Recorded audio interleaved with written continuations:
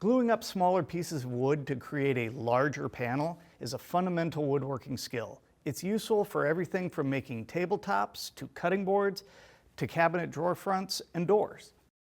Bar clamps and pipe clamps have been the go-to choice for clamping up panels because the threaded clamp head on these clamps applies enough force to close the joints. In addition to clamping the joints tight, you also need to hold the panel flat while the glue cures. The first step to that is to start with pieces of wood that are square or perpendicular to the face. If the edge is not square to the face, then the panel will not be flat. There are also a couple methods many woodworkers use to help keep the panel flat and prevent it from buckling under the clamping force. One method is to alternate the position of the clamps on the top and bottom of the panel, creating opposing braces against the panel. Another option is to clamp straight pieces of wood across the seams to keep the panel flat. Both of these methods can work to some extent, but they both have their shortcomings, which brings me to the star of today's demo and one of Rockler's latest innovations, our new deluxe panel clamps. They're able to both apply pressure to close the joint and pressure from the top and bottom to hold the panel flat. The key to these clamps are these scissor action couplers that attach to both the top and bottom rails. As the clamp is tightened against the panel, these pivots are pushed away from the panel, closing the couplers and creating downward force on the bars and top and bottom of the panel. It's a very innovative mechanism, and these clamps work on panels from 3/4 thick to 3 inches thick and 10 inches wide to 36 inches wide. Each clamp is supported by 2 feet that are magnetically attached to the bars. The coupler with the threaded clamp pad is fixed and sits in these fixed slots. And the other coupler is the one you adjust for the width of the panel. So I just pull apart the jaws. I can slide it down for a wider panel, or if I need a narrower panel, I just slide it over the shark teeth to close it up.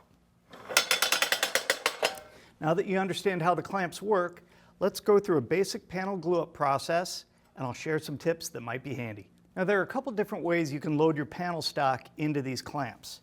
If you're using thinner or 3/4 inch stock like these, there's enough play in the clamps that you can actually just slide the stock in place, apply glue to the next board, slide it in, and so on. The only thing about this system is if you have too much glue on your boards, it could drip. So you might want to apply some painter's tape to the bars to protect them.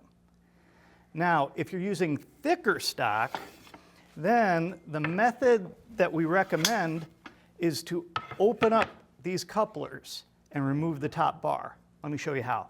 The first step is to loosen this coupler all the way back, and as you do, it's going to start opening the jaws.